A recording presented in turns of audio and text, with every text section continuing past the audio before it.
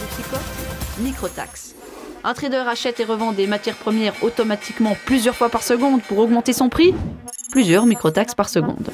Félix Bolliger, gestionnaire de fortune zurichois, Marc Chenet, professeur à l'Uni de Zurich, Oswald Sick, ancien vice-chancelier de la Confédération, les trois défendent en Suisse ce nouveau système de taxation. Leur idée descend tout droit de la taxe Tobin, du nom du prix Nobel d'économie James Tobin, qui en 1972 préconisait de taxer certains échanges de devises. Pour sa défense, la microtaxe peut prétendre simplifier la fiscalité, réduire la bureaucratie, combattre les fraudes fiscales puisque la taxe serait automatiquement prélevée au moment de la transaction. Le modèle serait aussi censé limiter la spéculation boursière.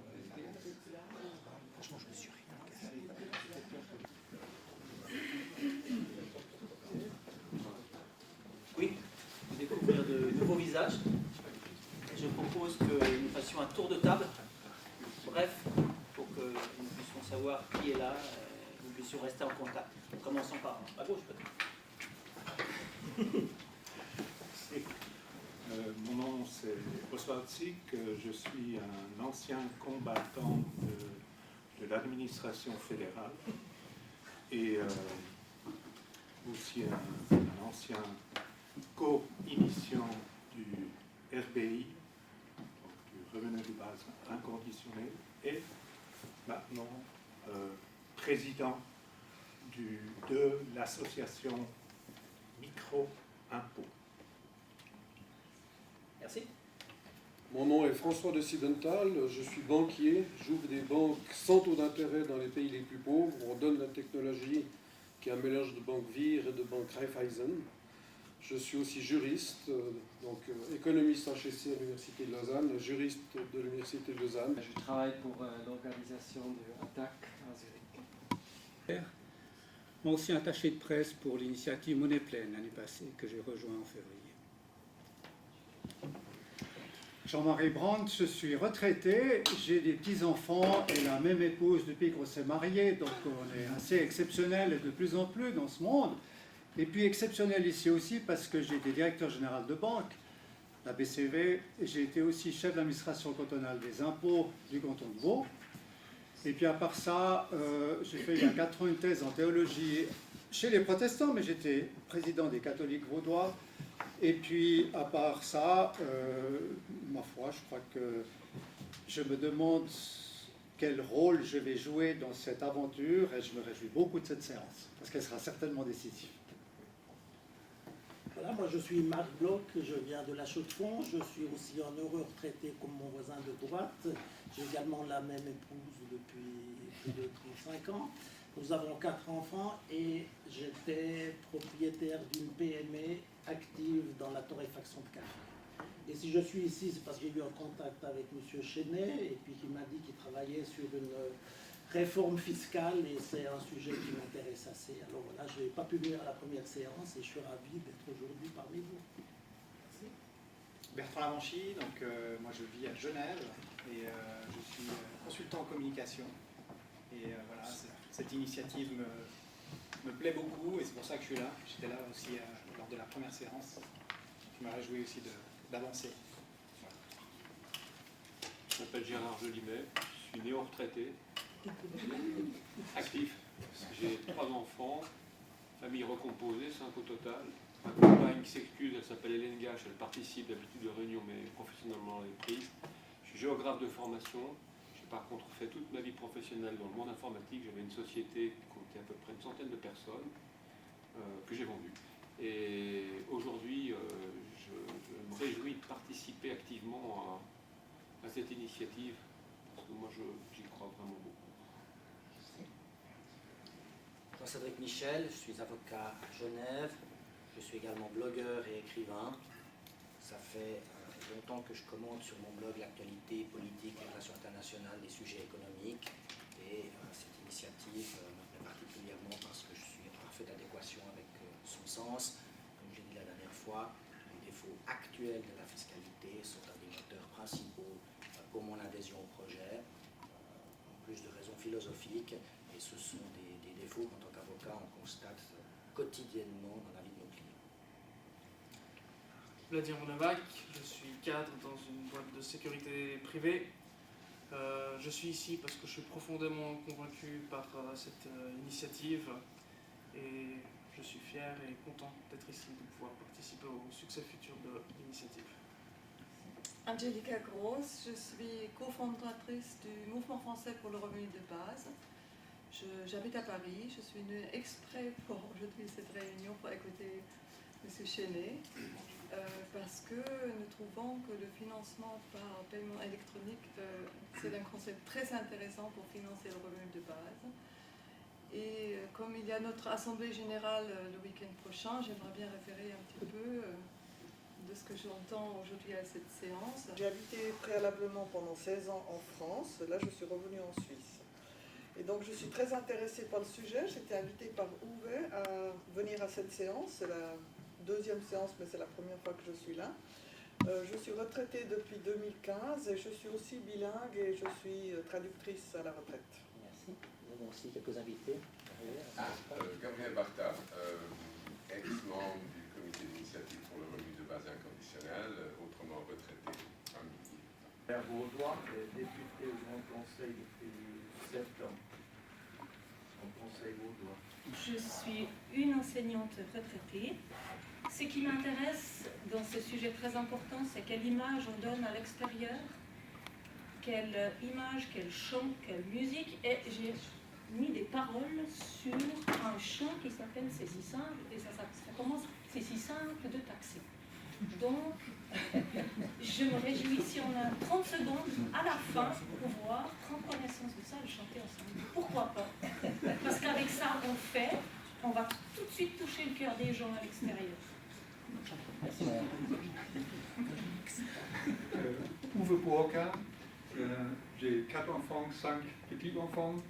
Je suis conseiller pour l'environnement, question du social et de nouvelle économie.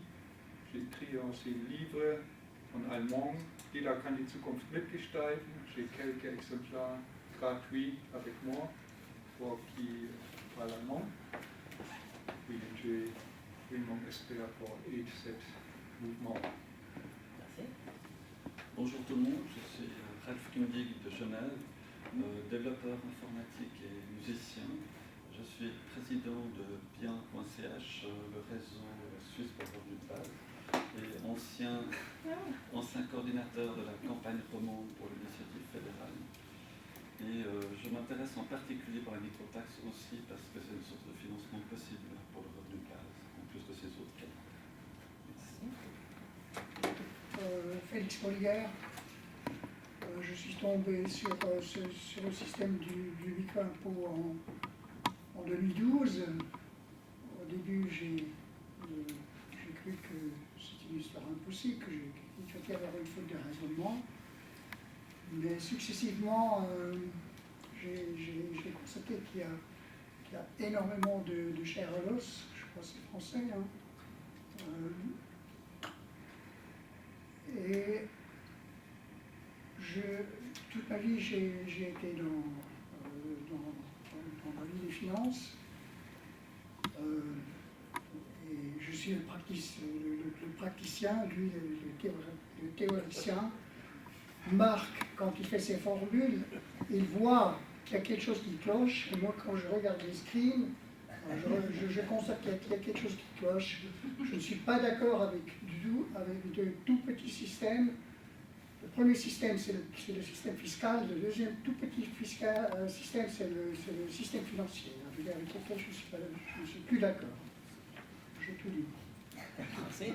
Je suis Jacob Stagel, je suis avocat en Zurich et j'ai travaillé bien de temps dans les banques quand il était toujours des banques. Je suis militaire et je passe à ça fait temps pour ce qu'ils disent. Merci. Marc Chenet, professeur de finance à l'Université de Zurich. Donc, le premier point concerne la composition et l'organisation du groupe roman de soutien à l'initiative. Avant de rentrer dans le vif du sujet, je souhaiterais remercier M. Brandt pour son accueil. Nous devons éviter que l'initiative soit perçue avec une coloration politique marquée à gauche ou à droite. c'est ce qui nous anime à Zurich. C'est-à-dire que nous parlons avec tout le monde et nous sommes, nous sommes indépendants. Je pense que dans chaque parti, il y aura des gens qui sont très intéressés et d'autres, bien sûr, très allergiques à l'idée. Pour être clair. Voilà, alors maintenant, je voudrais céder la parole à un membre du groupe roman. Je crois qu'il y a une réunion à Genève, si je ne m'abuse. Oui, en fait, cette réunion elle a permis de mettre en évidence un certain nombre d'éléments qu'on aimerait apporter ici pour faire en sorte que l'initiative se concrétise et surtout que ça fonctionne au mieux et qu'on ait un succès. On va sûrement en parler un tout petit peu plus tard. Ça concerne le financement, comment est-ce que l'on peut financer l'initiative et comment on peut organiser les campagnes de communication de façon locale pour mais de façon unifiée quand même, avoir un discours qui soit semblable dans l'ensemble des partis de Suisse romande et de Suisse, pour que le discours soit très cohérent et qu'il soit ciblé pour que les gens se sentent concernés. Les problèmes des banquiers ne sont pas tout à fait les mêmes que ceux d'un père de famille ou qu'un jeune qui rentre dans les études. Aujourd'hui, la réunion devrait nous permettre d'avoir quelques réponses à ces questions qu'on a débattues à l'occasion de Très bien. Nous aimerions vous suggérer une idée, les 4 au Zurich, peut-être de vous organiser au niveau roman.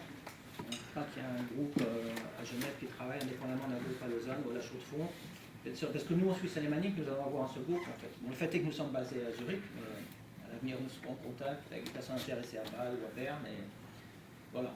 À vous de voir, bien sûr, mais ce sera peut-être plus efficace de rassembler les forces. Ça n'empêche pas d'avoir des réunions ponctuelles, bien sûr, à Genève ou à Lausanne ou ailleurs, mais enfin, à vous de voir. Alors, chers collègues, chers mesdames et messieurs, je me réjouis de faire un petit résumé où nous sommes.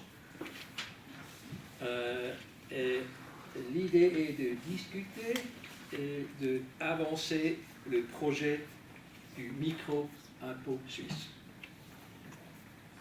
Je voudrais me concentrer sur 5 points. Je commencerai avec la situation initiale. Ensuite, je me demanderai pourquoi l'introduction en Suisse d'un micro-impôt est nécessaire. Je commence avec la situation actuelle, ou la situation initiale. Nous sommes convaincus que le système d'imposition que nous avons maintenant est dépassé. Il ne correspond pas aux défis de la mondialisation et de la numérisation. Les efforts de l'OCDE de combattre l'érosion de base d'imposition et transfert des bénéfices, comme les Anglais font l'abréviation BEPS, ne résout pas les problèmes de taxation des grandes entreprises internationales qui abusent les accords de double imposition en leur faveur. Aucune solution internationale est vraiment en vue. Le groupe de 20, le G20, l'Union européenne et l'OCDE essaient d'introduire un système de taxation mondial pour combattre beaucoup de choses. Ils veulent combattre le blanchiment d'argent, et ils veulent combattre le fameux système de société panamienne, et ils veulent combattre l'évasion fiscale. Tous les essais ont raté jusqu'à maintenant, selon mon avis. De faire du bricolage dans la vieille maison du système d'imposition ne suffira pas sur le trafic de paiement. Les transferts de paiement ne sont pas taxés en Suisse, maintenant, ni ailleurs, malgré le fait qu'ils sont l'artère fluviale du système économique et financier. Il est primordial que les transactions de paiement soient taxées dans l'avenir.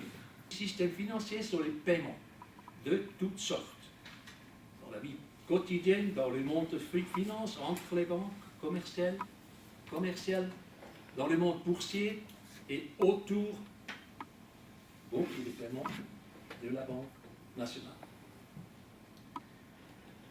Le troisième point, le défi des frontières au monde mondial La Suisse a des frontières, nous le savons, jusque maintenant, territoriales. Mais le monde moderne et l'Internet ne connaissent pas de guerre de frontières. Pourquoi introduire le micro-impôt qui est simple, juste, clair et équitable? Grâce au paiement électronique en Suisse d'un volume de plus de 100 000 milliards francs suisses, un potentiel d'imposition considérable existe. Un micro-impôt de 1 millième sur chaque côté de la transaction, alors du débit et du crédit, suffira pour remplacer aisément les produits du droit de timbre, alors environ 2 milliards par an, de l'impôt fédéral direct, produit de environ 22 milliards, et de la TVA, produit d'environ 23 milliards. Le micro-impôt satisfait les 3 principes généraux de l'article 127 de la Constitution, régissant l'imposition, notamment les principes de l'universalité, de l'égalité de traitement et de la capacité économique. La taxation est linéaire aux activités des paiements. Le micro-impôt aidera à la Confédération et à la Banque nationale d'introduire une nouvelle politique financière pour mieux équilibrer à terme ses recettes comme prescrit dans l'article 126 de la Constitution sous les titres Régime des finances. Le micro-impôt est aussi une bonne chance de devenir la taxe, une bonne chance de devenir la taxe du XXIe siècle, parce que seulement en Suisse, pas seulement en Suisse, mais dans le monde entier. C'est peut-être pour le moment un rêve, mais vous verrez. Les changements de vie et du travail nécessitent qu'il ne soit plus le temps le travail, mais le réseau central de l'économie, le trafic de paiement.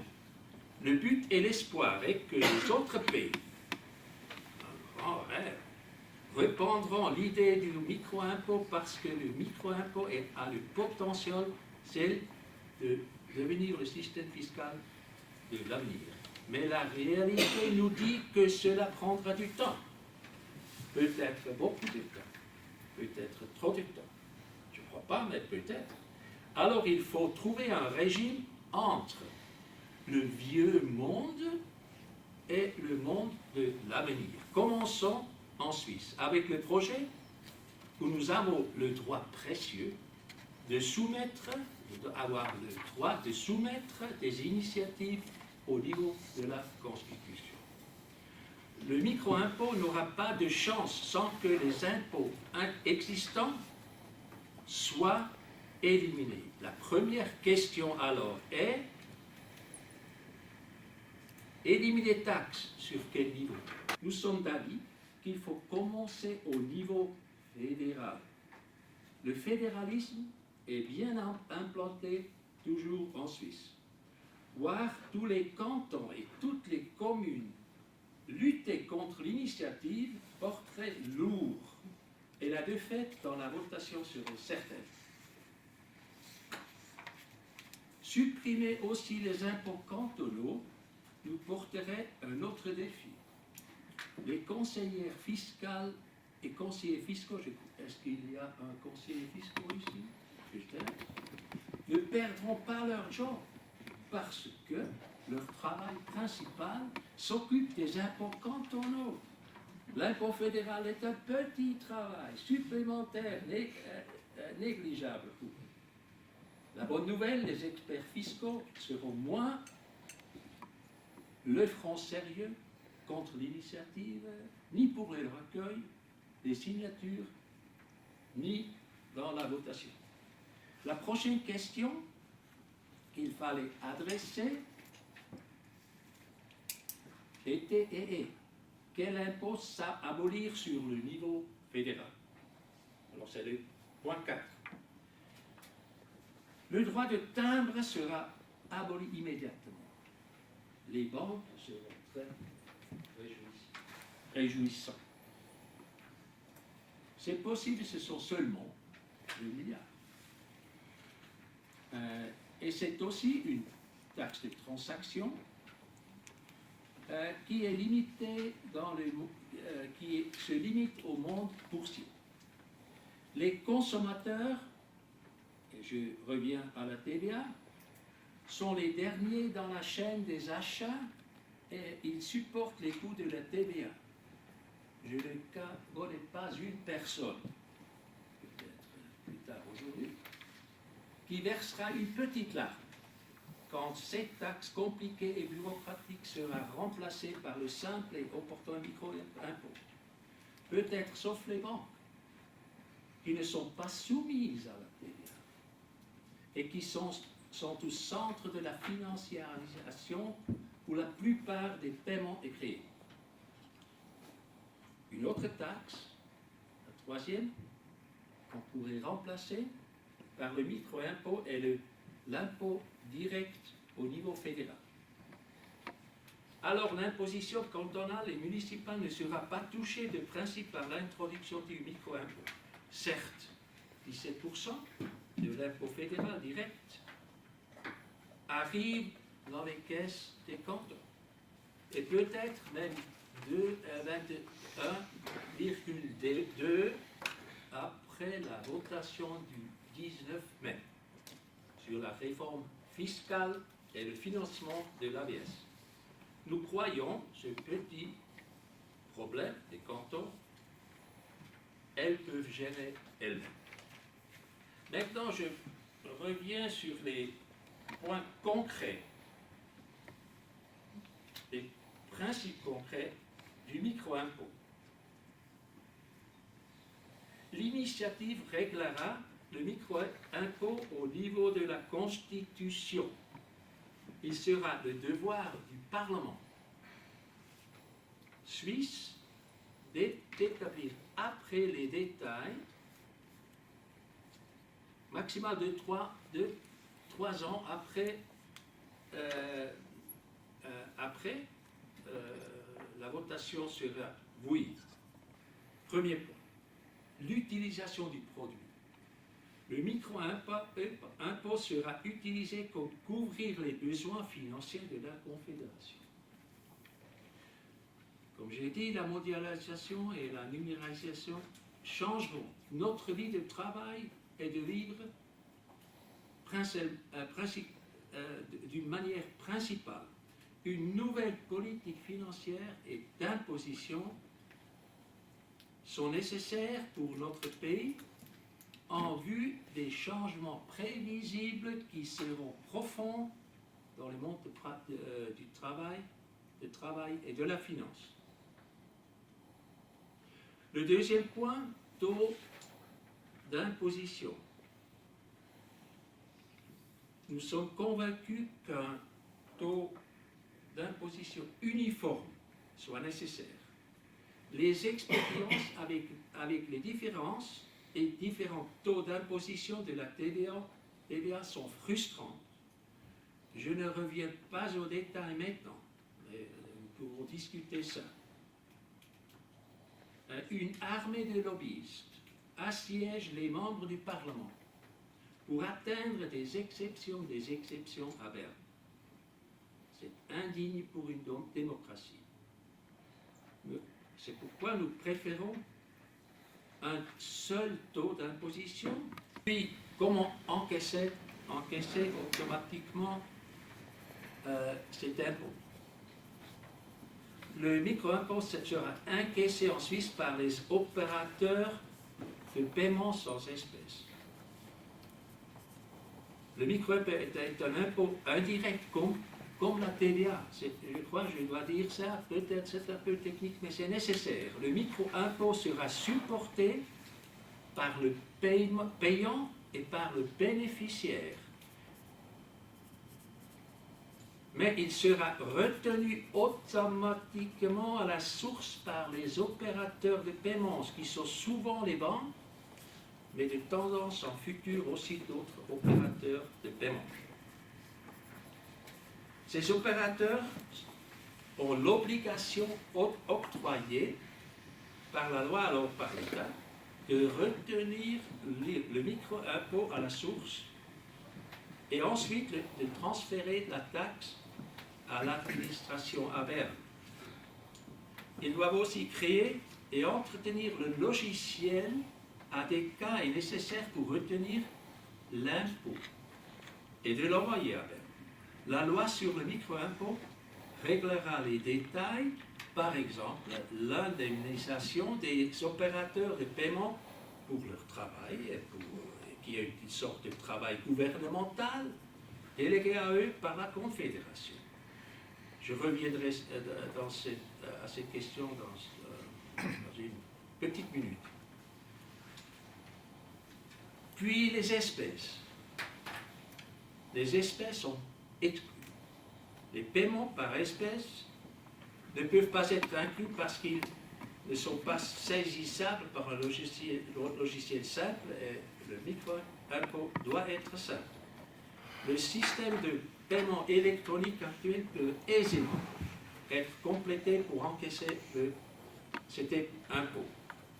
Avec les espèces, on ne peut pas créer de l'argent comme les banques peuvent le faire avec les crédits. Nous avons 79 milliards de billets en circulation en Suisse. Les paiements sans espèces s'additionnent à plus de 100 000 milliards. Alors, le dernier point, le 5e point,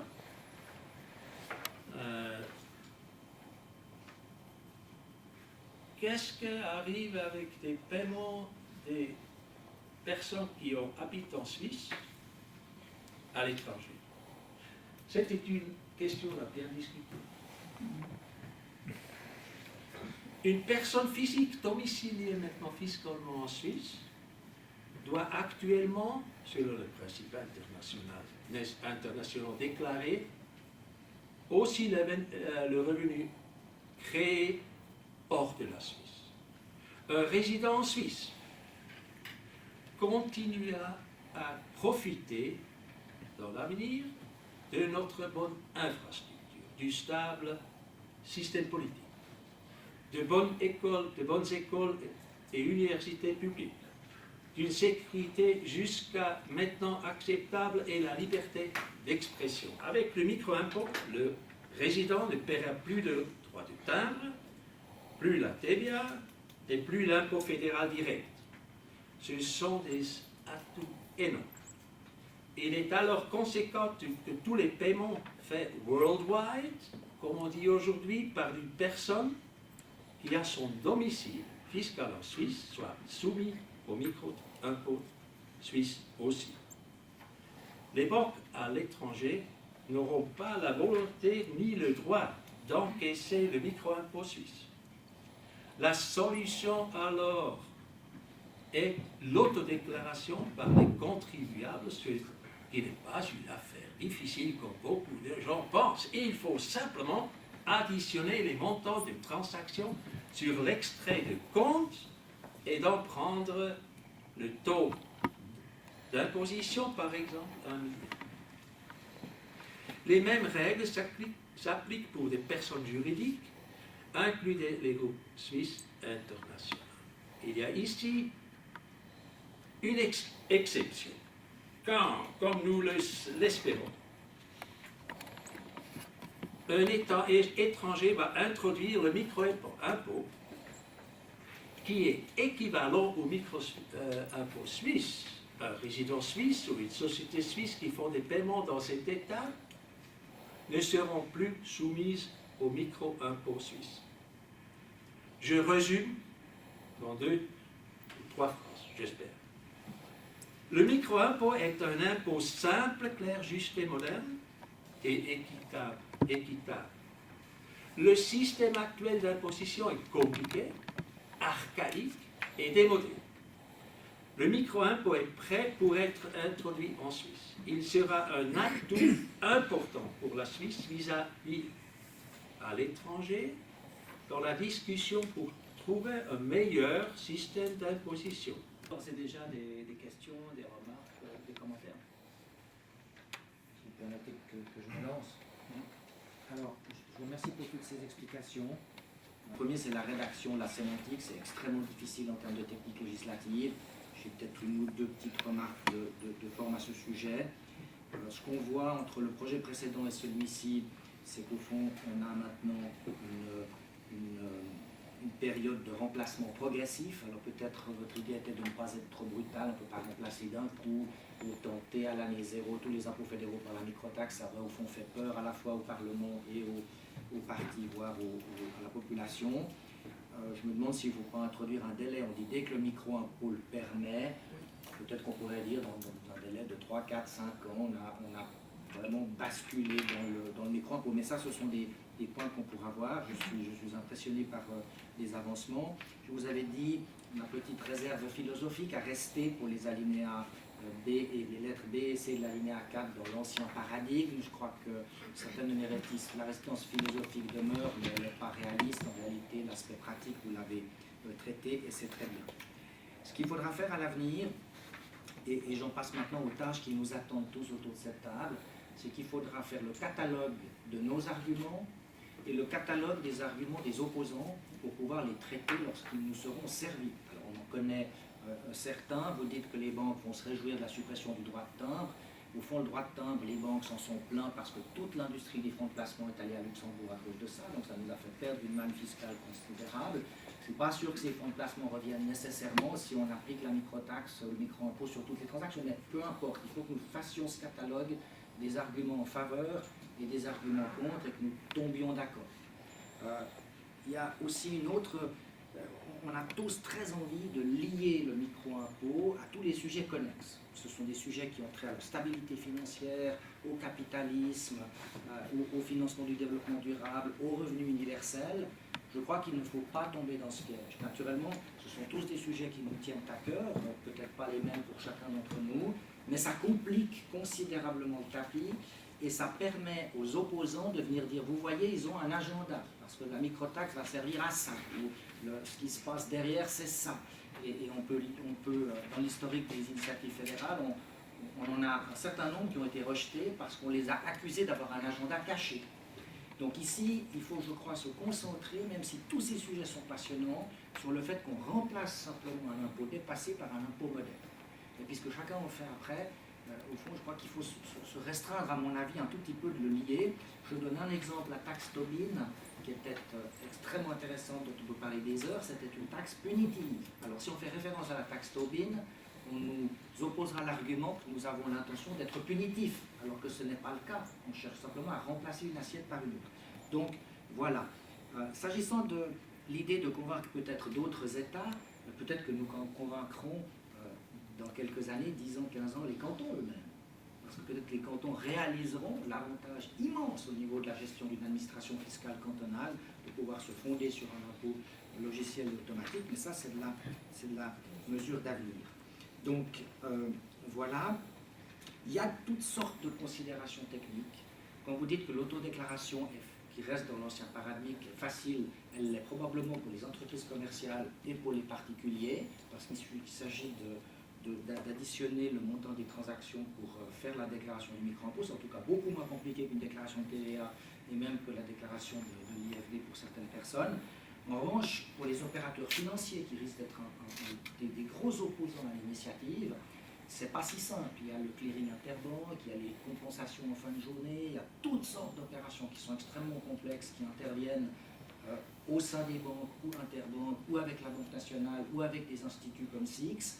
Et là, je ne pense pas qu'il faille discuter de cela maintenant, je ne pense pas qu'il faille en faire un écueil, mais par contre, dans les travaux qui seront ensuite les travaux sous-jacents à l'initiative, c'est des points que vous pourrez naturellement traiter avec des experts. Voilà ce que je voulais dire, aux difficultés avec les crypto-monnaies, parce que comme au fond le système est réparti dans l'intégralité des ordinateurs qui traitent une crypto-monnaie, d'aller placer le logiciel là, ce sera plus compliqué que de le mettre auprès d'une banque, auprès de la Banque nationale, mais de nouveau, ce sont des sujets techniques pour plus tard. Donc, je me réjouis maintenant de pouvoir passer à cette phase de confection de notre rhétorique, de confection de l'argumentaire en faveur de l'initiative, et puis ensuite de préempter les arguments de nos opposants. Voilà. Oui, donc cette microtaxe s'appliquera dans un premier temps à la monnaie suisse, au franc suisse, et non pas au bitcoin, une crypto-monnaie. Je vous laisse terminer. C'est Vous une avez des question. questions? C'est une question. Alors, je vais vous donner une autre réponse. Prenons l'exemple de touristes qui sont en Suisse, payent soit en euros, soit en dollars, ils peuvent payer en bitcoin aussi. Donc, ça s'appliquera à toutes les transactions qui seront effectuées en Suisse, qu'elles soient en francs suisses, en euros, en dollars, en bitcoin. Il y a des restaurants qui acceptent les bitcoins. Ces personnes qui payent en bitcoin devront aussi payer la taxe. Donc, parce que la transaction sera effectuée en Suisse. Mais comment pouvez-vous savoir qu'un paiement est effectué? Une carte de crédit. Une carte de crédit. Un touriste américain qui vient en Suisse paye avec une carte de crédit américaine, il a un compte en dollars. Donc, que ce soit bitcoin, dollar ou euro, on a la solution à ce niveau-là. Alors peut-être que je continue avec la question brièvement, puis tu me diras si tu veux compléter. Et ceux-là même qui vont nous reprocher de ne pas donner les données précises sont précisément ceux qui ne nous les fournissent pas. Voilà. Donc les grandes banques, par exemple, on a besoin des transferts intrabancaires, par exemple des transactions à l'intérieur de l'UBS. Il faut que l'UBS nous fournisse les données. Donc on n'est malheureusement pas en situation de dire aujourd'hui on va faire ça en 1 an ou 2 ans, 3 ans, parce qu'on a une idée des ordres de grandeur et c'est le plus important. Je les ai mis en lumière à l'époque, c'est le plus important. Maintenant, si on commence avec 1 millième, peut-être qu'en 1 an ça sera fait, puis peut-être qu'il y aura une évasion à l'étranger, qu'on aura besoin, et qu'on verra qu'on n'est pas capable de générer les montants qui correspondent à peu près à 47 milliards. Bon, on passera peut-être à 0,2. Mais c'est simplement pour être logique, on réduit dans la mesure où on peut le faire. Et puis quand on dit réduire, on n'exclut pas le fait qu'on puisse réduire complètement. Et quand on y arrive, on abolit. Voilà. Donc juste pour être pragmatique et logique. Nous sommes tout à fait d'accord par ailleurs sur le fait qu'il faut se centrer sur la microtaxe. Ce qu'on peut faire en plus ou grâce à la microtaxe, c'est intéressant, mais essayons vraiment d'aller dans la même direction pour ne pas prêter le flanc à des critiques ici ou là. Voilà, mais j'ai peut-être oublié quelque chose en ce qui concerne la réponse. Tu veux compléter? Non, je crois la question quand on va remplacer la TVA et l'impôt direct fédéral, ça c'est bien écrit, je crois, à l'alinéa 2. Il dit ici que la Confédération réduit la taxe de valeur, alors ça ne va pas supprimer immédiatement, et l'impôt fédéral dans la mesure où le produit du micro-impôt se rend possible. Alors ça serait un certain temps entre l'abolition entière de ces deux taxes. Nous croyons que le droit de timbre, on pourrait lui faire immédiatement, parce que c'est un montant qui sera bien couvert par le revenu qu'on aura grâce à la taxe. Nous avons discuté, est-ce que c'est une taxe, c'est un impôt? Vous êtes aussi d'accord, on parle juridiquement plutôt d'un impôt microtaxe que d'une taxe.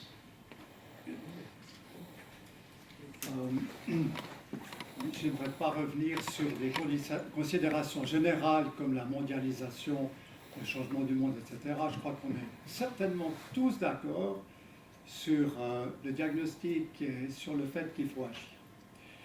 Il y a peut-être 2 possibilités d'attaquer le problème. Un, c'est de dire au Parlement de résoudre la question technique, parce que si la mission lui est confiée à partir d'un principe constitutionnel, c'est à lui de faire son travail en la matière, créer des groupes de travail, etc. Et puis l'autre manière, c'est de dire on arrive à ce niveau-là en ayant déjà défini de quoi on parle exactement. Alors, entre les 2 tactiques, je ne suis pas juge comme vous, mais personnellement, je dirais, mon réflexe, c'est que quand on vise une cible, il faut qu'on puisse la définir. Autrement, on risque de taper à côté ou de n'être pas crédible. Alors, pour moi, c'est plutôt notre responsabilité aujourd'hui, avant de lancer le mouvement et de dire c'est vous qui êtes responsable et pas nous, de définir crédibilité, la faisabilité, c'est plutôt d'essayer de la cerner au début. Et j'ai quelques questions que je n'ai pas bien compris encore. Par exemple, dans la fiscalité, jusqu'à présent dans notre système, mais aussi pour l'avenir, certainement, il y a une question de responsabilité. Qui est responsable de quoi? C'est-à-dire qu'à partir du moment où on se base, pour 90% des cas, sur la confiance, au moins, parce que les tricheurs, c'est une toute petite proportion, mais qui coûte très très cher, certes. Donc la population en Suisse est digne de confiance, vraiment, pour le 90 et plus % des cas. À partir de ce moment-là, on fait des déclarations qui ne sont jamais agréables, et on aimerait bien payer moins d'impôts, etc., mais on est dans un système de répartition et de jugement du bien commun qui ne peut pas avoir de valeur en France, mais qui a une valeur en Suisse, qui ne peut pas avoir de valeur en Grèce, qui a une valeur en Allemagne, etc. Donc en Suisse, qui est responsable de quoi avec la micro-taxe ou micro-impôt? Est-ce que le contribuable reste entièrement responsable de ce qui est finalement déclaré et de ce qui est prélevé à la source par la banque? Est-ce que c'est la banque qui est franchement responsable de déterminer de quoi il s'agit et quels sont les paiements qu'on a ciblés? Et entre deux, qui va prendre la responsabilité finale et qui va s'établir pour que le client dise, non pas comme dans notre système d'assurance maladie accident, où vous n'avez pas de copie de ce qui est de la facture, ou vous en avez une, elle vient 4 mois plus tard, vous ne savez plus qui est responsable de quoi, vous ne savez pas pourquoi votre opération a coûté aussi cher, et vous n'avez aucune maîtrise sur les frais médicaux et autres. Parce que le système, c'est justement un prélèvement au niveau de l'hôpital, et puis après vous êtes responsable de payer vos primes, et puis maintenant le canton de Vaud, pratiquement 40% de la population doit être soutenue par les impôts pour payer ses primes. On arrive à une aberration de système parce qu'on ne sait plus qui est responsable de quoi. Alors ma première question c'est comment délimitez-vous bien les responsabilités entre celui qui dit « moi j'ai fait tant de transactions, donc il est normal qu'on prélève sur mes transactions tel et tel montant » ou est-ce que c'est la banque qui décide comment elle va répartir? Deuxième question au niveau... Oui. Répondre dans 2 minutes. Ah bah, alors je crois oui. que c'est assez simple. Okay. Si on dit ce sont les opérateurs de paiement, alors aujourd'hui c'est plus tous les banques, mais le système bancaire change comme ça. C'est la banque. Ou celui qui fait les paiements, alors peut-être un autre opérateur, qui a l'obligation légale, quand il opère un paiement, qu'il déduit le montant sur le crédit et le débit. Je reviens sur le débit et le crédit dans une seconde. Alors c'est clair, la responsabilité de la banque. On peut dire que c'est une obligation d'une société privée, mais nous avons d'autres exemples dans notre société où des tierces personnes ont une responsabilité sorte gouvernementale. Le problème que nous avons, qu'est-ce que nous faisons avec des paiements qui sont faits par des domiciliés en Suisse, des personnes qui ont leur domicile fiscal ici, si ces paiements sont hors de la Suisse. Nous avons bien discuté ça. Et alors, nous disions, c'est la même chose que aujourd'hui. Si vous avez un revenu en Autriche, il faut qu'il soit déclaré jusqu'à maintenant par vous, personnellement, dans la déclaration d'impôt. Peut-être beaucoup de transactions échapperont si on se concentre trop sur le point technique, crédit et débit. Là, nous allons bien penser à ça. Félix n'a pas dormi. Depuis la dernière fois. Mais je suis d'accord avec lui. Mais nous n'avons pas encore trouvé une meilleure solution. Aujourd'hui, le contribuable lui-même, il fait la déclaration. Ce sera plus nécessaire parce que les banques ont des logiciels où sur chaque transaction de crédit et débit, ces montants seraient réduits et puis envoyés à Berne. De manière automatique. Automatique. Ça, nous croyons, ça serait possible. Alors, ça, je ne vois pas le problème. C'est la banque qui détermine ce montant-là, simplement parce que c'est elle qui gère le montant des transactions et on oublie la personne en question, en fait. De manière automatique. De manière automatique, c'est-à-dire qu'il n'y a plus du tout de proportionnalité entre les revenus, la fortune et le paiement des impôts. C'est simplement une question de nombre de transactions et de montant de transactions. On est bien d'accord. Ceci étant éclairci, la question de savoir de quoi on parle quand on parle de trafic de paiement, je dirais de trafic de paiement sans espèces. Hein. Bargeldlosig Zahlungsverkehr. Pour qu'on soit bien d'accord. Voilà, donc c'est les deux termes de l'INSEE. Quand on parle de ça, est-ce qu'on parle bien de trafic de paiement clientèle, c'est-à-dire du trafic de paiement que moi je paye comme nous tous chaque mois, on a notre trafic de paiement électronique, et c'est de ce trafic-là qu'on parle, ou est-ce que c'est aussi du trafic de paiement qu'il y a auprès des non-banques que sont les visas, tous les systèmes de paiement électronique par carte Visa, etc. Parce que ce paiement se résume par un seul paiement après à la banque. Hein. Tout ce que je prends sur ma carte Visa, 30 opérations d'un mois, ça finit par un seul débit à la banque. Vous voyez, ça c'est une première question. Non, il n'y a pas que les banques. Voilà. Moi j'entends beaucoup parler de la protection, enfin on va dire plutôt comment est-ce qu'il faut, on va dire de manière résumée, caresser dans le sens du poil la Confédération. Mais est-ce que seulement on a pensé ici à se mettre aussi à la place du peuple pendant un instant? Parce que je veux bien que ce micro-impôt soit accepté du côté de la Confédération, mais pour le peuple c'est tout aussi important. Alors, on a un petit peu discuté entre quelques romans et on s'est dit que le mot micro-impôt c'était peut-être encore pas la meilleure solution. Nous, on aurait une autre proposition qui pourrait, par exemple, s'appeler micro-ponction maxi-distribution. Ce serait une idée. Parce que si on regarde du côté du peuple, le peuple en a marre de toujours entendre parler de l'impôt ou de la taxe.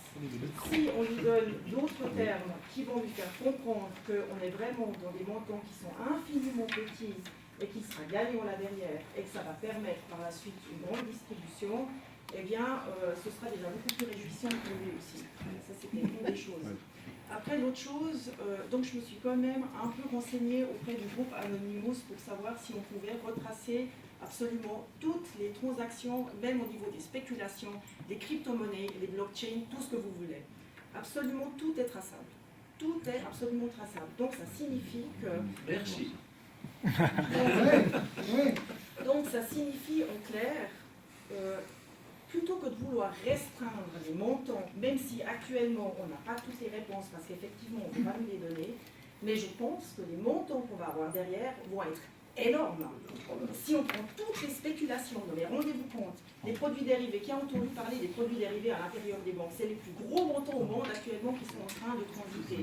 Donc si on se dirige dans cette direction, et comme on a dans le texte de l'initiative les excédents qui vont partir aux cantons et aux communes, très rapidement les cantons et les communes vont se rendre compte qu'il y a une quantité d'argent qui va leur arriver dessus, ça va être juste extraordinaire. Voilà.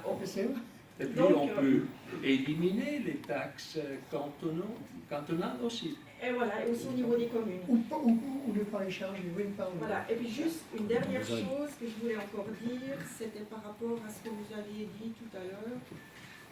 Oui, au niveau du contrôle. Alors, il faut qu'il y ait un centre qui contrôle évidemment au niveau de ces transactions que cet argent va bien au bon endroit, qu'il est utilisé pour les raisons qu'on souhaiterait, pour pas qu'il soit de nouveau utilisé de la mauvaise façon.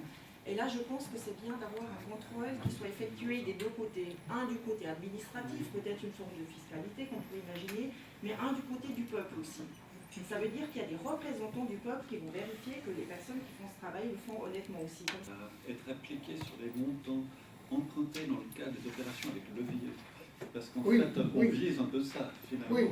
Mais donc, on peut être conscient que toutes les opérations financières avec levier vont se délocaliser, parce que ça va leur coûter très cher, puisque c'est multiplié par l'effet de levier.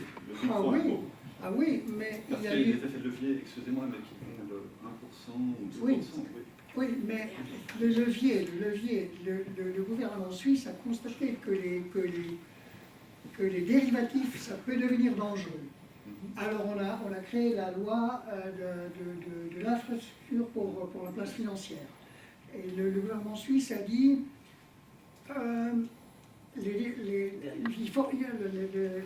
la SIX doit publier le nombre de transactions dérivatives, des dérivés qu'on fait. Et ce système a été publié a publié ses premiers chiffres en octobre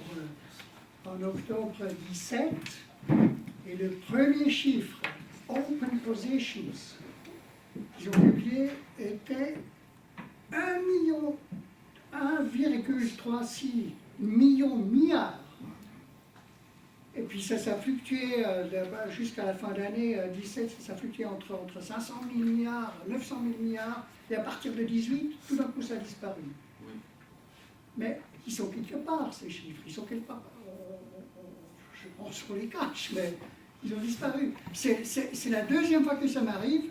La première fois que ça m'arrive, j'ai constaté que les transactions SIC publiées pour 2012 étaient de 100 000 milliards. Le trafic des paiements entre bancaires de 100 000 à 30 000 milliards. Il manque 70 milliards. Et ils ont dit, l'explication était, si la Banque nationale met à disposition des fonds aux banques, c'est pas en paiement. Ils ont redéfini le paiement. C'est pourquoi nous disons crédit et débit. Oui, et à ce moment-là, je suis arrivé au crédit et débit, parce que le crédit et le débit, on ne peut pas le définir, on ne peut pas lier. Je l'ai là, c'est la trace. Je complète sur ce point. Je m'excuse si j'élève ma voix. Je complète sur ce point. La Banque nationale fournit une explication qui n'est pas convaincante. La SIX n'en fournit pas. Je vous l'ai dit la fois dernière, j'ai renvoyé un courriel et ils m'ont confirmé les chiffres, ils ne veulent pas donner d'explication. Je voulais juste ajouter que si on vise en fait les montants qui sont empruntés avec effet de levier, en réalité le taux de la microtaxe pourrait être beaucoup plus faible. Oui, non, attendez. Je vais vous donner l'explication. La Suisse, avec un produit brut de 700 milliards, comment veut-il garantir des dérivatifs de 1 million de milliards? Je voulais savoir si on pouvait modéliser le micro-impôt sur le modèle donc des paiements pour la télécommunication et pour l'électricité et pour l'eau, parce que là aussi il y a des flux. Qu'on fonctionne à des micro-montants, mais la taxe est comprise dans la facture d'électricité. En tout cas, en France, c'est le cas, je ne sais pas comment c'est en Suisse. Donc, pour rendre plus claire l'argumentation pour le micro-impôt. Et la deuxième question, c'est comment cette manne qui est supposée retomber peut aussi arriver dans la poche des contribuables, parce que c'est ça qui m'intéresse pour le revenu de base inconditionnel. Je suis là pour savoir par quel mécanisme préconisez-vous que cette manne revienne dans la tâche du citoyen contribuable. Et puis, oui, je voulais aussi dire que j'ai des grands doutes. Si on fait disparaître la responsabilité civile dans un algorithme, je trouve que là on touche une limite éthique et aussi toute la responsabilité citoyenne. Et je suis je veux émettre des grands doutes parce que cette question en France est débattue très vivement à cause du compteur Linky. On n'a plus la possibilité de lire la consommation électrique. Et il y a maintenant une grande campagne en faveur de la télémédecine qui touche également la limite entre la responsabilité médicale et du patient. Où est-ce qu'on en est? Est-ce que c'est la faute du patient de mourir en fait, parce qu'il s'est émis un mauvais diagnostic à l'aide de l'algorithme et du médecin à distance, parce qu'il n'est plus palpé, plus examiné. Donc il y a quand même des questions d'ordre éthique qui émergent.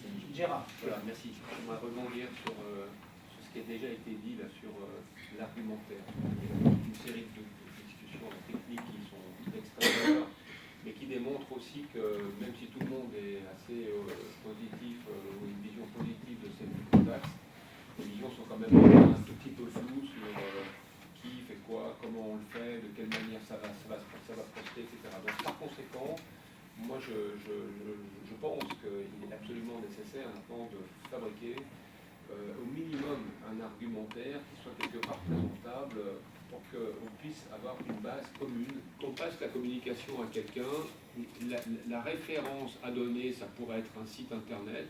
Il faudrait pouvoir quelque part avoir tout ça à disposition dans les outils qui nous permettent de dire aujourd'hui je vous communique les informations qui paraissent vous intéresser. Si vous désirez en savoir davantage, vous allez sur ce site. Sur le site, on pourrait retrouver à minima un cadre dans lequel on retrouve les argumentaires, notamment les montants. Surtout, ça ne parle pas aux gens, ça semble tellement énorme que les gens ils ont un peu de difficulté à maîtriser. Et je reviendrai sur le montant, le taux. On parle de millième, on parle de 0,5%, minimum de s'imprégner des éléments de base. Et les argumentaires qu'on va développer derrière sont des argumentaires qui seraient ciblés. Je suis amusé à faire juste comme ça un petit budget, budget de famille, et puis m'amuser à 0,5% par rapport à 7,7% qu'on paye la TVA. Il y a déjà des avantages très clairs pour les gens à passer à la microtaxe. C'est instantané. Si on considère qu'en plus ils auraient à ne plus payer l'impôt fédéral direct, ça touche les gens très directement. Si je me tourne vers une entreprise, il n'aura pas tout à fait, bien sûr il est citoyen, il a les mêmes préoccupations, mais en plus il est chef d'entreprise. Et donc l'argumentaire est un tout petit peu différent. Et moi je pense qu'on a intérêt, j'aimerais faire ça, c'est de travailler sur ces argumentaires pour ensuite avoir à fournir à un interlocuteur les éléments. Et travailler aussi, évidemment, sur le contre-argumentaire. Ce petit article là, qui est apparu dans le Gâchis, pas extrêmement bien rédigé, mais ils ont donné la parole à notre responsable du département des finances. Si vous n'avez pas lu l'article, je vous donne la réponse. Donc il est très clair que la microtaxe, le micro-impôt, se substituerait à tous les impôts. Réponse de Madame la Présidente du département des finances. Si c'est pour mettre une taxe supplémentaire, ça ne va pas faire aux citoyens. Elle n'a rien compris. Donc, rien. Elle aurait mieux fait de se taire, parce que là, elle passe pour quelqu'un de stupide. Tout ça pour dire qu'en fait, le niveau de connaissance, parce que le journaliste m'a communiqué que le contact qu'il a eu, c'est, première chose, c'est, bon, j'aimerais faire un article sur, il a utilisé le mot microtaxe. Sur la microtaxe. Premier réflexe, département des finances. C'est quoi la microtaxe? Je ne savais pas. Donc, laissez-moi 2 jours, on va voir. Ils ont regardé sur Internet, je ne sais pas quoi, et puis ils ont donné cette réponse. Ça démontre quoi, ça? Ça démontre qu'en fait, la compréhension des gens, elle est imparfaite parce qu'ils n'ont pas les informations claires et précises sur lesquelles ils peuvent quelque part construire une réflexion. Et ça, je pense que c'est très nécessaire. Enfin, un argumentaire pour les conseillers d'État. C'est ça. Non, mais certains ne comprennent pas et d'autres ne veulent pas comprendre. La priorité, c'est la TVA. La TVA, on a fait un petit calcul. Donc, voilà, une famille qui percevrait 100 000 francs par an, l'homme et la femme, si la TVA disparaît et si on introduit la microtaxe, ça va réaliser une économie de 4 000 francs. Voilà, pour que les choses soient claires. 4 000 francs, donc c'est non négligeable. Ça touche, on va dire, les familles standards. Après ça, les entreprises, vous en parliez à juste titre, donc il y a la TVA, mais il n'y a pas seulement l'aspect financier, il y a l'aspect bureaucratie. Et là, la bureaucratie va disparaître. Parce que le papier lié à la TVA, donc il y a beaucoup d'aspects là qui... Non, c'est pas une question de calcul, c'est une question... Non, mais je suis obligé de répondre de manière concrète, tout de même. Non, parce que les gens peuvent se dire, on ne paye pas les RD. Non, mais la TVA disparaît, je suis obligé de le dire. Oui, non, mais d'accord. C'est l'objectif. Et là, tout le monde la paye, en particulier les familles les plus modestes. Oui, ce qui m'intéresse, c'est comment on communique justement pour cette microtaxe. Parce que le monsieur a bien dit que le taxe Tobin était perçu d'une manière punitive, même si c'est peut-être, on peut le voir différemment, hein, parce que les taxes, c'est aussi un instrument pour bien distribuer les choses.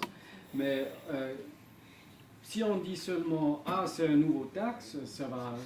Bon, ça c'est un bon argument pour tout le monde, je crois on peut le communiquer. Ça, c'est sous à la fin du mois, on a plus d'argent dans son porte-monnaie. Ça, c'est un argument qui va convaincre. Mais l'autre chose, on dit, le système n'est pas assez moderne. Donc, il fallait peut-être se demander aussi comment on peut communiquer les problèmes de cette financiarisation. Le problème, parce que le monsieur dit, si les leviers là, ils vont partir, mais c'est justement les leviers qui sont un problème. Et c'est ça que les gens doivent comprendre. C'est ça ce que je veux dire, si ce genre de levier disparaît en Suisse, c'est bon pour la Suisse. Oui, madame. Oui. Alors, en France, on crée les monnaies locales, les monnaies complémentaires. On a de l'aimant aussi. En Suisse, ça existe aussi. C'est bon. Écoutez, moi, je suis de plus en plus, enthousiaste sur le plan de généralité, l'idée fantastique, et je reste quand même accroché sur le plan des définitions, parce qu'on parle de levier, c'est pas de quoi on parle, on dit que tout est traçable, vous avez raison, madame. Quelque part, il existe toujours en mémoire une trace de la transaction. Mais pour moi, il n'y a pas toujours un débit-crédit. Si les initiants disent on se limite au débit-crédit, moi, du point de vue pratique, je suis satisfait, je sais ce que c'est, mais ça ne concerne de loin pas toutes les transactions bancaires. Alors d'accord, c'est déjà, les sommes que vous avez mentionnées, c'est déjà énorme. Donc, il ne faut pas se tromper de cible. Si vous voulez attaquer le Geschäftsbank, vraiment, le Black Finance, etc., ce qui serait vraiment bien pour notre santé, dont futur à tous, ce n'est pas le propos ici. Vous n'attaquez pas cela, c'est deux domaines différents. Si vous commencez à attaquer le leverage, donc les leviers, c'est autre chose parce que vous multipliez dans une seconde des millions d'opérations. Vous n'avez pas la maîtrise de cette chose-là. Donc, plutôt que de partir sur cette idée que vous allez hygiéniser le système bancaire, partez plutôt sur l'idée que vous allez hygiéniser le système fiscal, purement et simplement. Déjà, c'est déjà un énorme progrès. Et là, ce qui m'a été dit tout à l'heure du point de vue pratique, me convainc assez, c'est-à-dire de dire que c'est tous les paiements de trafic de paiements sans espèces qui peuvent être circonscrits dans des débits et crédits. Ça, c'est très important. Par contre, vous aurez une bonne proportion des opérations bancaires qui vous échapperont. Mais tant pis, il faut en faire son deuil. J'ai un peu... vous avez dit ça la dernière fois. Oui. Et nous avons dit, montrez-nous des transactions des exemples qui sont très grands et qu'on n'a pas un débit net. Les compensations en fin de journée, intrabanque et interbanque, c'est des compensations. Nettées. Qu'est-ce qu'on vous parle? Les compensations, est-ce que vous les comptabilisez comme un débit ou un crédit ou pas? C'est une pure opération comptable. C'est une transaction. Alors voilà, c'est pour ça que moi j'aimais bien le terme de transaction. Mais il pose aussi des problèmes sémantiques. Voilà. C'est un choix important au départ, si vous choisissez transaction ou débit-crédit. Parce qu'il y a une comptabilisation. Avant la compensation, vous avez des crédits. Mais en fin de journée, il y a la compensation de tous les soldes interbancaires qui se font. Ce n'est pas des opérations de débit-crédit, c'est juste une opération scripturale. N'est-ce pas? Donc changer le texte et mis transaction. Et puis nous sommes venus à la conclusion, peut-être nous avons maintenant oublié beaucoup de transactions où il y a des crédits et des débits. C'est un pur malentendu sémantique. Exactement. Si vous dites débit-crédit, on peut cerner les opérations, mais il faut être conscient qu'il y a beaucoup d'opérations bancaires qui vous échapperont. C'est juste ça, parce qu'il y a des opérations... Écoutez, vous m'avez demandé un exemple, alors je vais vous donner un exemple. Lorsque les banques françaises ont racheté la dette grecque, ont vendu la dette grecque à terme, qu'est-ce qui s'est passé? En 2008, alors vous avez un montant considérable de créances de dette bancaire sur la Grèce, dont on a dit j'arrête. Ces créances, aujourd'hui, 27 mars, elles valent 100. Donc je les vends au 31 décembre de cette année à 100. Et j'ai JP Morgan en face de moi qui les rachète à 100. Mais moi, je ne suis pas propriétaire de ces créances. Je spécule sur le fait que je vais les acheter après, même si je les ai déjà vendues. D'accord? Et parce que la dette grecque, on sait qu'elle va baisser, on est en 2008. Quand moi, je la rachèterai le 25 décembre, elle vaudra 50 et pas 100. Donc j'achète 50, je l'ai vendu 100. Et il est où le débit de crédit? J'ai fait combien d'opérations là, avec un seul débit de crédit à la fin, et en plus, cette transaction, chers amis, elle est multipliée quasi à l'infini, parce que cette transaction, vous l'achetez, la revendez sous option, je ne sais combien de fois. Donc attention, restez dans le débit crédit, mais ne parlez pas transaction ou trace bancaire. Il existe toujours une trace, vous pouvez la retrouver, mais là, vous tombez dans un monde qui fait partie de ce que les Américains appellent, parce que nous, les francophones, on ne sait pas comment le définir, le black finance. Et les black holes. Ce n'est pas dans les comptabilités de l'État, ce n'est pas dans la comptabilité nationale, ce n'est pas dans les comptabilités bancaires, et ça passe par des opérations privées, œil à œil, d'intermédiaires, des petits intermédiaires dans les places offshore. Donc votre propos, il est raisonnable, il est fantastique, mais attention de bien cerner, de ne pas partir en guerre contre la Geschäftsbank, mais plutôt en guerre contre l'avenir d'une fiscalité, disons, en train de mourir, si on veut, enfin, qui ne s'adapte pas à l'évolution du monde, par les débits crédits, mais soyez conscients dans votre argumentaire qu'il y a une bonne partie des transactions qui vous échapperont par définition. Voilà. Peut-être que le mot de... Madame, vous donnez juste une question de... Peut-être qu'une piste de réflexion là-dessus, c'est le transfert de valeur. Parce que s'il y a transfert d'une comptabilité à une autre, eh bien à ce moment-là, on peut peut-être l'appréhender. Voilà, peut-être une piste de réflexion sémantique pour définir notre... C'est une très bonne idée, mouvement. Valeur économique derrière. Alors, moi, ce que je voulais proposer suite à une idée qui a été lancée tout à l'heure aussi, d'aller dans les arguments et les contre-arguments, nous avons deux personnes qui s'appellent Thomas Wroblewski et Chris Vincent, qui ont créé une plateforme qui s'appelle modernocratie.ch, qui pourrait être très intéressante pour toutes les initiatives qu'on veut soumettre, parce que cette plateforme justement permettrait d'aller y noter tous les arguments, les contre-arguments, de répondre aux questions, etc. L'idée électronique, elle est bien l'idée électronique. Mais ce qui me fait peur dans cette idée, c'est que si on monopolise tout sur l'électronique, on va risquer d'avoir à un moment donné que du contrôle qui va se faire là-dessus. Alors, on est en train de suivre aussi toute cette technologie avec laquelle on avance. On est déjà tellement contrôlé, ils ont commencé avec les assurances aussi, je ne comprends pas pourquoi le peuple a voté oui là-dessus. Donc moi, j'avais envie de proposer une idée, ce serait à réfléchir, je ne sais pas comment techniquement on pourrait le mettre le mieux en place. Ce serait en fait de ponctionner sur les espèces et aussi sur l'électronique, mais d'avoir une ponction sur les espèces qui sera un petit peu moins élevée que sur l'électronique pour encourager les gens à réutiliser plus les liquidités de nous. C'est un système parfait, mais il a l'avantage d'être simple. Sur la date butoir, elle est dans le texte. Simple et sans exception. On a indiqué un délai maximal de 3 ans. Tout à fait d'accord. À la fin du document. Sinon, donc oui, transfert de valeur, ça me semble être une très bonne idée. On a eu une longue discussion. Je voulais revenir à ce qu'a dit Madame, parce qu'il me semble que vous avez parlé tout à l'heure d'égalité de traitement. Et je crois que là, il y a un vice, parce que les gens, il va y avoir une inégalité de traitement, c'est les gens qui vont payer en espèces. Et en Suisse, on sait qu'on peut payer jusqu'à 100 000 francs en espèces. Donc je pense qu'il y aura beaucoup de gens qui vont renoncer aux cartes de crédit et aux paiements électroniques pour retourner aux espèces, puisqu'ils échapperont à la microtaxe. Vous savez, monsieur, donc les salaires sont versés de manière électronique, donc on ne perçoit plus nos salaires sous forme d'enveloppe. Donc sur cette base, les gens peuvent utiliser les espèces s'ils le souhaitent, mais ils devront passer par le banc commun. Oui, mais ça fait une inégalité de traitement, parce qu'une partie des citoyens vont échapper à cette microtaxe. Non, ils échappent parce qu'ils prendront du liquide, mais ça sera le cas de tout le monde, parce qu'on continue à utiliser le liquide.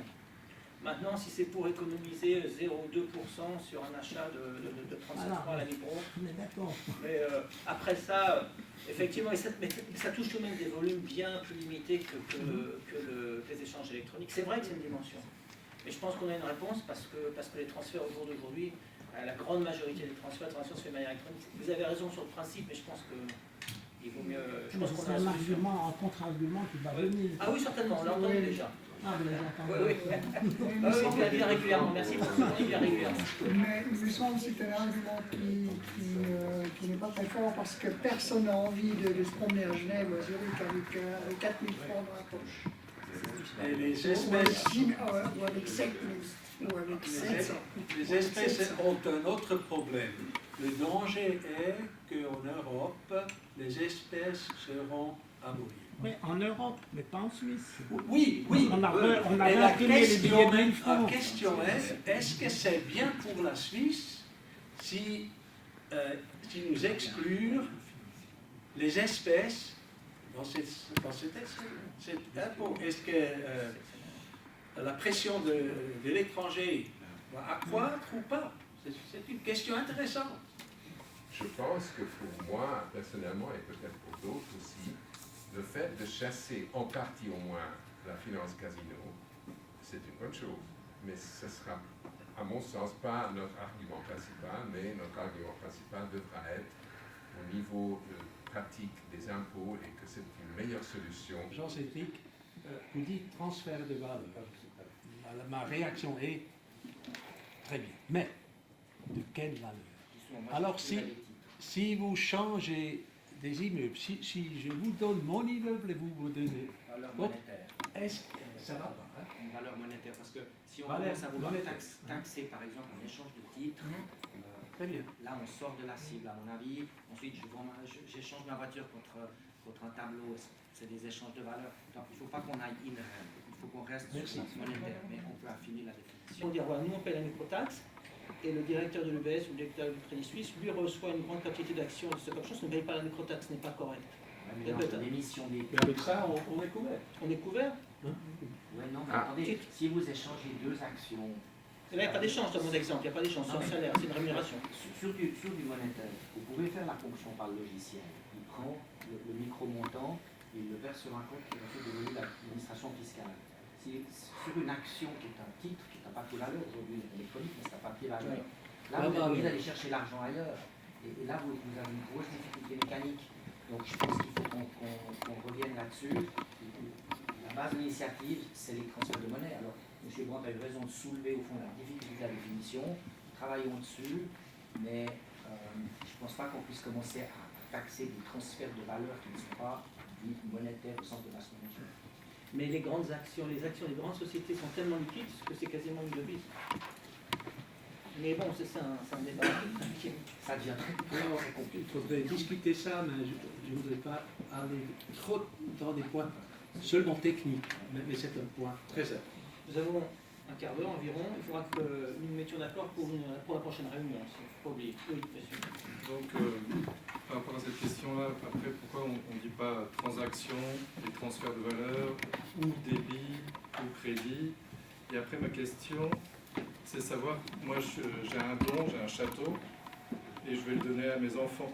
Si je fais un don, c'est-à-dire que tous les gens qui ont des grosses sociétés, ils pourraient dire, moi je ne le vends plus, mais je fais un don. Donc c'est-à-dire qu'il y a beaucoup de gens qui pourront faire des dons, donc, et sans passer ni dans le transfert, ni dans les transactions.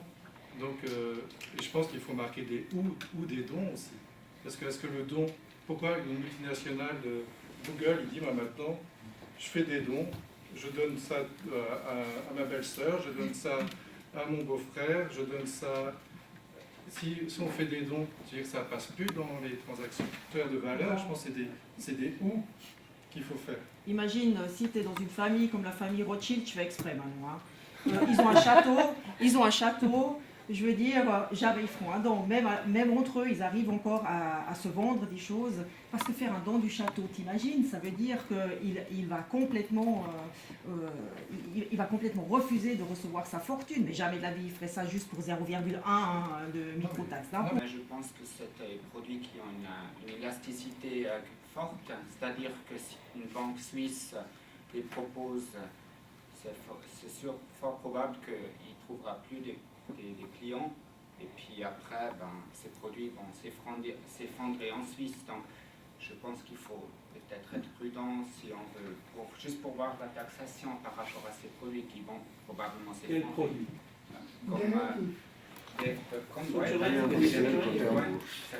La taxe doit être la même pour tous les produits. Donc, je crois que 1 pour 1000, c'est particulièrement prudent.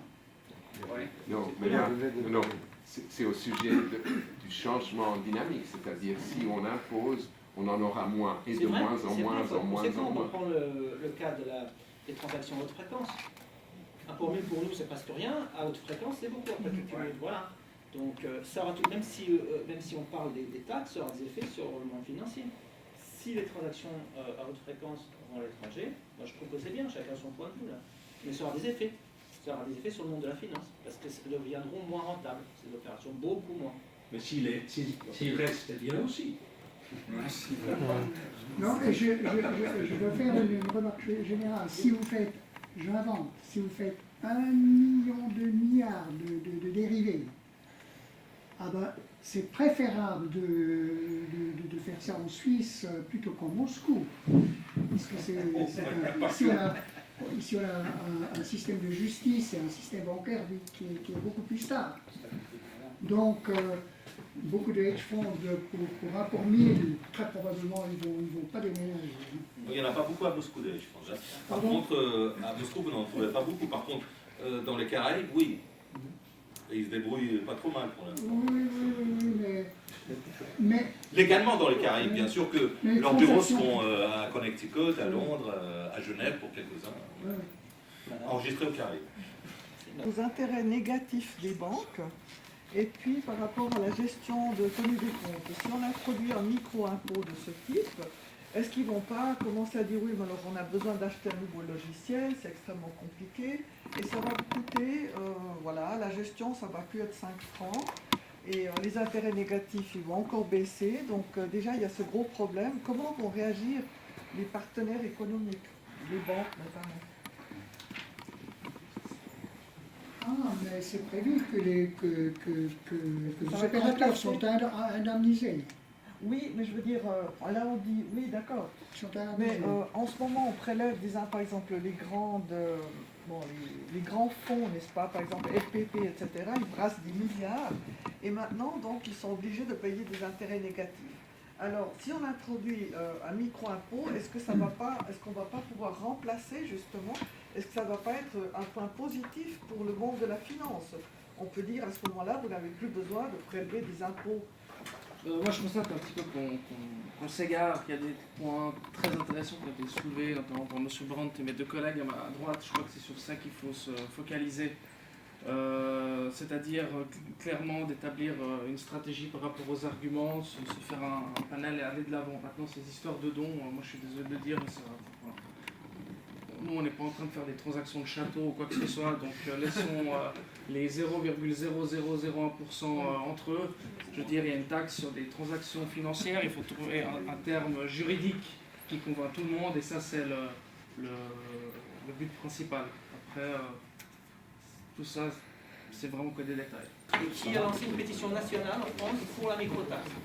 Alors, je ne l'ai pas signée cette pétition, pourquoi? Parce qu'elle est passée de micro à petite taxe. Il fait allusion à 1,5%. En tout cas, il a envoyé de très nombreux courriels, un peu partout en France, et c'est vraiment, il est vraiment très intéressé. Il y a d'autres initiatives comme ça, juste pour votre information. Voilà, alors je crois qu'on a terminé, ou presque.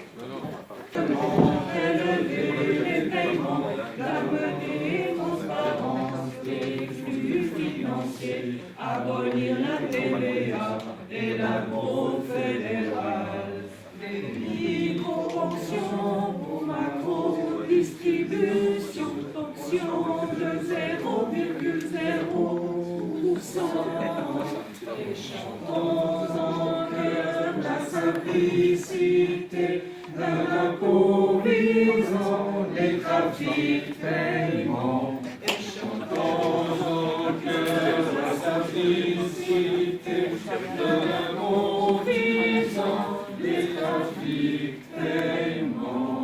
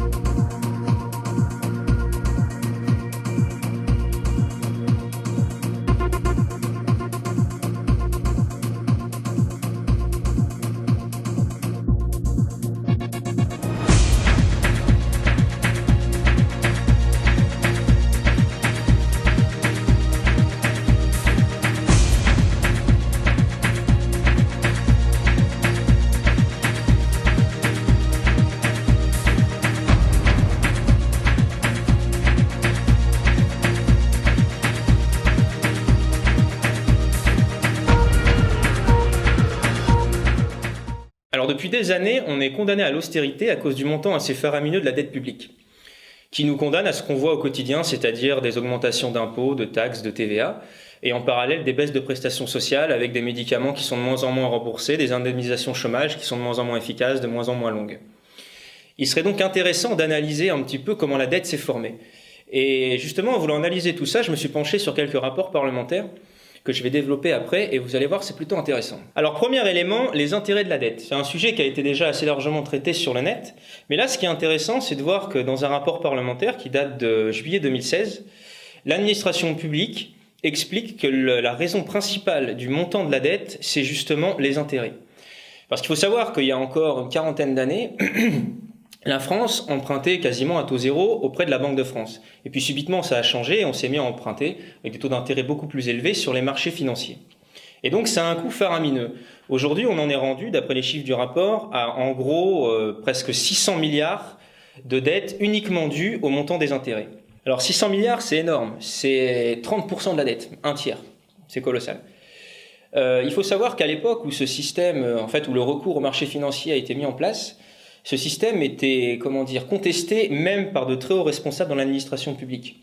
On a d'anciens directeurs du Trésor, comme Maurice Pérouse, qui fustigeaient les politiques de l'époque, leur reprochant d'alourdir la dette uniquement pour enrichir les banques. Mais bon, comme on peut le constater, le système a quand même été mis en place. Ce qui est vraiment intéressant avec ce genre de rapport, c'est de voir qu'en fait, il n'y a aucun déni de réalité. L'administration publique et les hommes politiques reconnaissent parfaitement qu'aujourd'hui, la cause principale de la dette, c'est uniquement le taux d'intérêt qui profite uniquement aux banques. C'est-à-dire qu'on a alourdi considérablement la dette sans raison pour l'intérêt général en tout cas. On a 600 milliards qui servent à rien, mais qu'on doit quand même payer, et qu'on paye. Parce que, comme je l'ai dit tout à l'heure, l'austérité, c'est uniquement pour payer ces 600 milliards. Donc deuxième point, c'est un point très peu traité parce qu'il est assez technique. Je vais essayer de le traiter de manière à peu près simple. C'est ce qu'on appelle le différentiel entre le taux de croissance et le taux d'intérêt. Comme vous le savez sûrement, la dette des États est exprimée en pourcentage de PIB. Et si vous avez un taux d'intérêt sur votre dette qui est supérieur au taux de croissance du PIB, mécaniquement, votre dette va augmenter plus vite que votre PIB. Et donc, vous allez vous retrouver de plus en plus insolvable. C'est un processus mathématique très connu, on appelle ça en économie l'effet boule de neige. Et en fait, avec ce genre d'arnaque mathématique, on organise l'insolvabilité de l'État. Alors le rapport en question propose comme solution, qui est une solution de bon sens, de réguler le taux d'intérêt en fonction du taux de croissance. Ça paraît très logique. Sauf qu'il précise 3 ou 4 lignes plus loin, je vais vous le lire parce que ça vaut quand même cher, que pour que ce genre de mesures soit mise en place, de mesures de régulation soient mises en place, il faudrait, je cite, qu'on arrête de faire passer l'intérêt des créanciers avant l'intérêt général. Alors c'est une phrase qui a une certaine sobriété administrative, mais c'est quand même lourd de conséquences. On a un document administratif qui reconnaît que les hommes politiques font passer l'intérêt des créanciers, c'est-à-dire des banquiers, avant l'intérêt général. Donc à partir de là, j'ai juste rien à ajouter. Alors troisième point, la fraude fiscale. La fraude fiscale, c'est à peu près 80 milliards d'euros par an, c'est une estimation, principalement due à la fraude des multinationales. 80 milliards, c'est le montant du déficit, c'est-à-dire que si les multinationales nous payaient ce qu'elles nous doivent, on n'aurait pas emprunté 80 milliards par an qui viennent ensuite s'additionner au montant faramineux de la dette. Et justement, si on n'avait pas ce déficit, en fait, on n'aurait carrément pas besoin de faire d'austérité. Les hommes politiques gesticulent beaucoup sur ce sujet qui est assez sensible, mais en réalité, ils ne peuvent pas faire grand-chose parce que ce qui permet aux multinationales de frauder, c'est le système européen, l'ultralibéralisme européen, qui légalement leur permet de placer des centaines de filiales dans des paradis fiscaux. J'ai mis la main sur un rapport parlementaire sur la fraude fiscale qui est vraiment très intéressant parce qu'il montre par entreprise l'ampleur du vol. Si vous prenez par exemple Google, il paye 5,5 millions d'impôts sur les sociétés, alors qu'il devrait par exemple en payer en réalité 162 millions. C'est encore pire pour Apple, Facebook, Amazon, etc. Donc plus globalement, les multinationales payent en moyenne entre 1 à 3% d'impôts, ce qui est absolument rien. Ce qui nous amène au dernier point, quatrième point, ce qu'on appelle les crédits d'impôt. Les crédits d'impôt, c'est quand on décide de ne pas faire payer d'impôts aux multinationales qui n'en paient déjà pas pour les aider. On en a pas mal parlé avec le CICE dernièrement, où on a fait un crédit d'impôt de 40 milliards aux grandes entreprises. Mais en réalité, il n'y a pas que le CICE. Et comme le montre le rapport parlementaire sur la dette, le crédit d'impôt, c'est 83 milliards d'euros par an. Donc c'est un petit peu plus que la fraude fiscale, et c'est plus que le déficit annuel. Donc c'est énorme. Alors pour justifier ce genre de cadeau, les hommes politiques, généralement, avancent l'idée que c'est pour créer des emplois. Bon, on a relativement vu avec le CICE que ça ne crée strictement aucun emploi. D'ailleurs, il y a même eu un rapport qui a été fait dessus pour le démontrer. En réalité, les crédits d'impôt, la seule chose que ça crée, c'est un gros trou dans la caisse, et puis sûrement quelques hausses d'impôts pour nous. Alors après, ce qui est intéressant, c'est de prendre de la hauteur pour voir comment tous les éléments que j'ai cités forment un système qui exploite, il ne faut pas avoir peur des mots, la société. J'ai parlé des 80 milliards de fraude fiscale. Ce qu'il faut bien se dire, c'est que ces multinationales, une fois qu'elles ont fraudé les 80 milliards, cet argent est placé sur des comptes bancaires qui rapportent. Et pour que ça rapporte, ça veut dire que l'argent est placé sur les marchés. Et quand on place cet argent sur les marchés, vous savez en quoi il est majoritairement placé? Il est placé en dette souveraine. Pour faire simple, on nous fraude 80 milliards, c'est mis sur les marchés, ensuite c'est prêté aux États, donc à la France, et la France rembourse avec intérêt l'argent qu'on lui a volé. Et c'est ça. Et là-dessus, bien sûr, on met des intérêts suffisamment forts pour que la dette s'auto-entretienne. Et en fait, c'est ça qu'on appelle les chaînes de la dette. Parce qu'à partir de là, on crée une rente. Et à un moment, la charge de la dette devient tellement importante que pour pouvoir payer cette rente, on est obligé de faire de l'austérité, c'est-à-dire de vous appauvrir. On est obligé d'augmenter les impôts, la TVA, de plus rembourser les médicaments, etc., comme j'ai déjà cité, quoi. Tout ça illustre à quel point les représentants du peuple ne défendent absolument pas les intérêts du peuple. Pire, ils sont les artisans minutieux, méticuleux et déterminés d'un système qui, on peut vraiment le dire, asservit la société.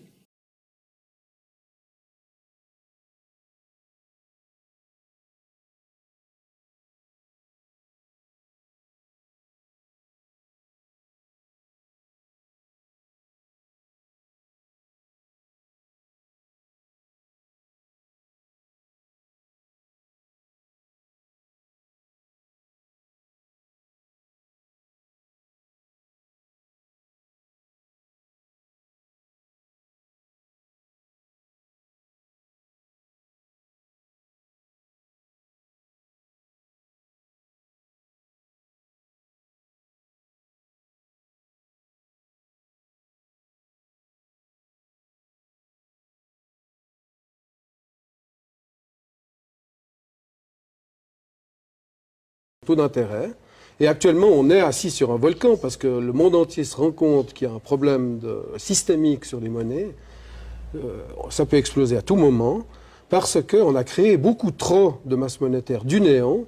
Hein, c'est les dépôts qui font, c'est les crédits qui font les dépôts. Je crois que la population ne se rend pas vraiment compte de ce que ça veut dire. Mais en fait, les banquiers créent du néant des masses monétaires colossales. Tout d'un coup, 1000 milliards.